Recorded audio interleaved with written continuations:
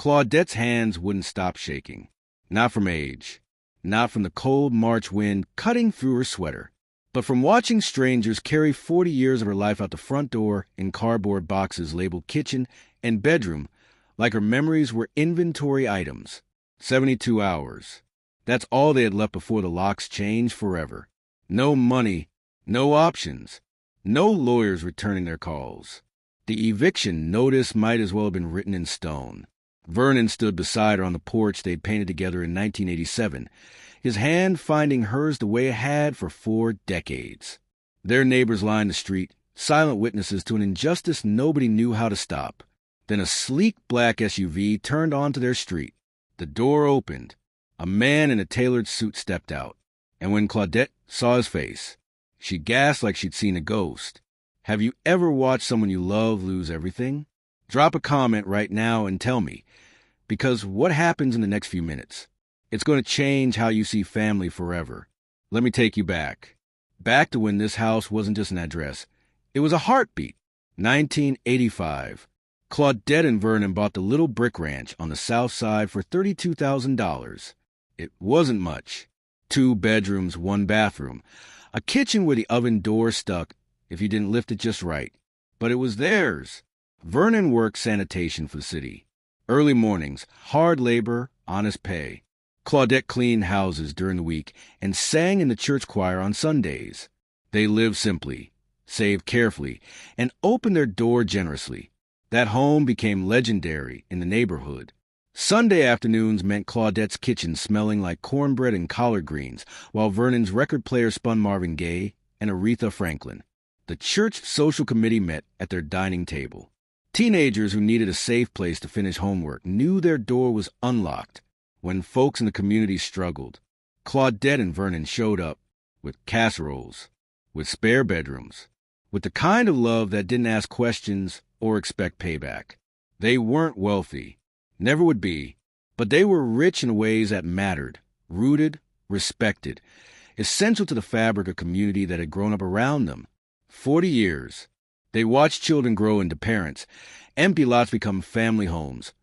Corner stores change hands 3 times over. This wasn't just their house. It was their history, their identity, their legacy in brick and mortar. And now, in 2024, at 80 years old, they were being erased from it, not because they'd failed, but because the world had changed faster than their fixed income could keep up. It started with Vernon's heart. The first episode happened during Sunday service. One moment he was standing for the hymn, the next Claudette was screaming for someone to call 911. 3 days in ICU, surgery, medications that cost more per month than their first car payment. Medicare covered some. Not enough. The bills arrived in relentless waves. Cardiologist visits, prescriptions, follow-up tests. Each envelope carried numbers that made Claudette's stomach drop. She started skipping her own doctor's appointments, stretched meals further, cut pills in half when she thought Vernon wasn't looking. Property taxes climbed. Insurance premiums doubled. The furnace died in January, and they heated the house with space heaters and extra blankets because a new system cost $8,000 they didn't have. Then came the notice. Notice to vacate. You have 30 days to remit $8,400 in past due payments or surrender property. 30 days to produce money they'd spent keeping Vernon alive. Claudette called the management company. Got voicemail. Called again. Got a board representative who recited policy like scripture. No payment plans, no extensions, no exceptions. She contacted legal aid. 3-month waiting list. Reached out to housing assistance programs. Applications required documents they'd lost in a basement flood 2 years back. Their church took up a collection. Neighbors pitched in what they could spare. They raised $1,100, a beautiful gesture that barely dented the debt. Claudette hadn't cried like that since her mother's funeral. Not because of the money, though that was devastating, but because after a lifetime of being the one who helped others, she couldn't help herself. After decades of self-sufficiency and pride, she was drowning while her community watched helplessly from the shore. Vernon tried to stay strong, but she saw the shame creeping into his eyes. The way he stopped making eye contact with neighbors. The way he sat on the porch less, like he was already becoming a ghost in his own life. If you ever felt that crushing weight of impossible circumstances, hit that like button right now. Because this story, it's about to show you that miracles still happen. They just sometimes wear suits and carry briefcases. The trucks arrived at 7 in the morning. Two men with clipboards and zero emotional investment in the fact that they were dismantling a family's entire existence. They moved with efficiency that felt obscene, wrapping picture frames in bubble wrap, stacking dishes in boxes, disconnecting the TV Vernon watches games on. Claudette tried to help, to maintain some control, but her hands kept betraying her. She'd pick up her wedding photo and just stand there, frozen, until Vernon gently took it from her and placed it in a box marked fragile. By 9 o'clock, the neighborhood had gathered. Mrs. Patterson from next door brought coffee nobody drank. Young Marcus, whose homework Claudette had helped for 3 years, stood on his porch with tears streaming down his face. Deacon Mills from the church kept trying to negotiate with the movers like they had authority to stop this. They didn't. Vernon's record collection, hundreds of albums alphabetized by artists, each one connected to a memory. Out the door. Claudette's church hats, accumulated over decades of Sunday mornings. Into boxes. The kitchen table where they'd fed half the neighborhood. Loaded onto the truck. The shelter pamphlets sat in Claudette's purse. 2 facilities had beds available, separate ones. Men's shelter. Women's shelter. After 40 years of sharing a bed, they'd be sleeping in different buildings across town. By noon, the house was nearly empty. Claudette and Vernon stood on the porch one last time, their hands intertwined so tightly their knuckles had gone white. We had a good run, didn't we? Vernon whispered. Claudette couldn't speak, could only nod while tears carved tracks down her weathered cheeks. That's when the black SUV turned onto their street. The vehicle was out of place. Too new, too expensive for their working-class street. It moved slowly, deliberately, like it was searching for an address. The neighbors noticed. Whispers rippled through the crowd. Was this another official? A developer coming to gloat? Some city inspector with more bad news? The SUV stopped directly in front of Claudette and Vernon's house. Engine off. Door opening. Polished dress shoes. Tailored charcoal suit. A man in his mid-30s with close-cropped hair and a face that carried authority and purpose in equal measure. But when Claudette saw that face, really saw it, her knees nearly buckled. Terrell? The name came out as a question, a prayer, a disbelief all at once. Terrell, their son, not by blood, but by choice. 15 years ago, he'd been a frightened 11-year-old boy bounced through 3 foster homes in 2 years. Teachers said he was difficult. Caseworkers called him high risk. The system had given up on him before he'd even reached middle school. Claudette and Vernon didn't see a problem child. They saw a kid who needed stability, love, and someone to believe in him when nobody else would. They'd taken him in through their church's foster program, given him the second bedroom, sat with him through nightmares, attended every parent-teacher conference, taught him to change oil in Vernon's old Buick, cheered at his high school graduation when he became the first person in his birth family to finish school. That boy was walking toward them now, and the whole neighborhood was about to learn his secret. Terrell wrapped his arms around Claudette, like he was 11 again, and she was the only safe place in a dangerous world. Vernon joined them, and for a moment the crowd, the trucks, the eviction all faded into irrelevance. What are you doing here, baby? Claudette whispered against his shoulder. Stopping this, Terrell said. His voice carried steel underneath the emotion. I'm stopping all of this. Someone in the crowd gasped. Then another. Phones came out not to be intrusive, but because people were recognizing him. Terrell Jackson, their city's mayor. The journey from that frightened foster kid to the city's youngest mayor had been remarkable. Claudette and Vernon's belief in him had unlocked something.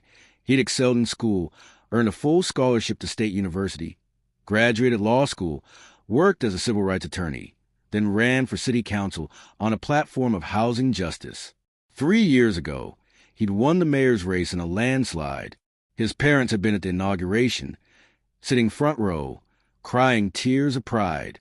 Terrell had thanked him in his speech, though most people didn't know the depth of what they'd given him. Not just a home, but a future. The previous afternoon, during an emergency housing meeting, a staff member had presented data on elder evictions in the Southside District. Terrell had been reviewing files when he saw the address. Then the names, Claudette and Vernon Carter. His parents. He'd sat in that meeting room, mayor of an entire city, and felt as powerless as that 11-year-old foster kid. The system that failed him as a child was now failing the people who'd saved him. Not anymore. He'd made calls, pulled files, consulted with the city attorney, contacted housing authorities. By midnight, he had a plan that walked the razor's edge between public duty and personal love. He'd use both his position and his story to force change. Subscribe to this channel right now, because what Terrell does next isn't just about saving his parents. It's about exposing a system that's been failing our elders for decades. And the whole city is about to pay attention. As news vans pulled up to the scene, Terrell turned to face the cameras. The mayor wasn't hiding anymore. He was going public. Within an hour, Terrell's story was everywhere. Mayor stops parents' eviction, screamed one headline. Foster child turned mayor fights for family who saved him, read another. But Terrell's press conference wasn't about just his parents. He used their story as a window into a crisis most people ignored.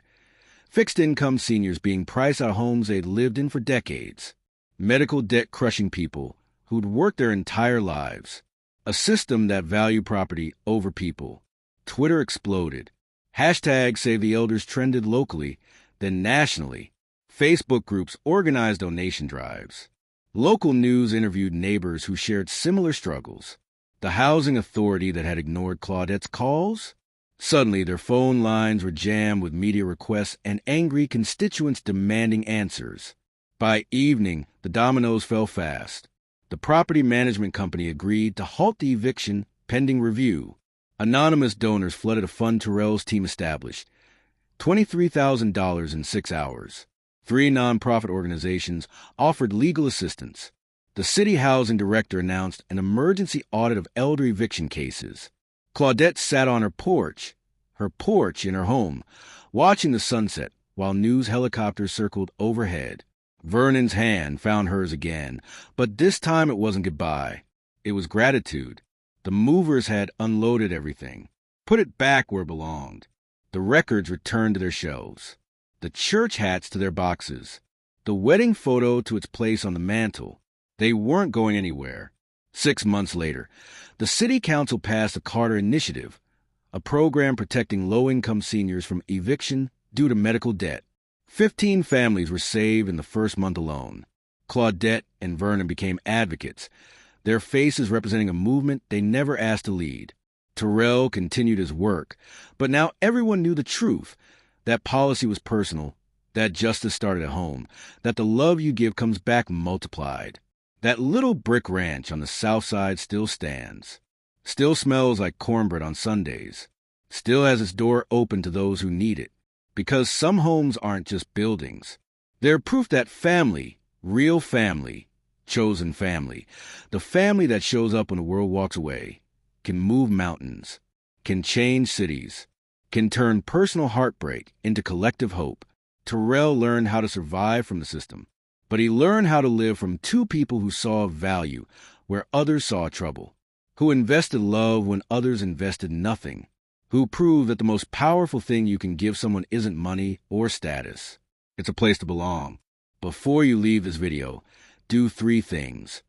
First, comment below and tell me about someone in your life who gave you a second chance. Second, share this story with them. They need to know their impact.